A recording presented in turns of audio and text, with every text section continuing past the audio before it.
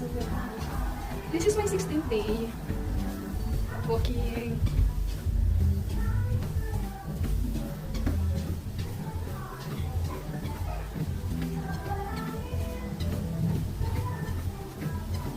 Gusto mo saan yung balik ko?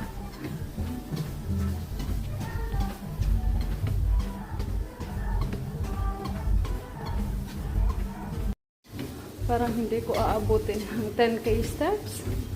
I'm so tired already. Nasa 8,700 steps pa lang ako.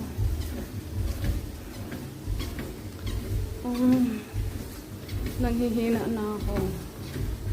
Kasi pagkatapos ko maglinis, maghugas, magluto ng ulam, pawis na ako. Hindi na ako nagpahinga. Diretso na ako dito sa walking. Sa aking treadmill. Kasi sabi ko, sayang naman ang damit kung magpapalit ako para magpahinga.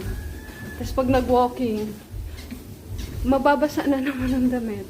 Sayang. So, tinuloy-tuloy ko na. Hindi na ako nag-rest. Kaya ngayon, pagod na ako.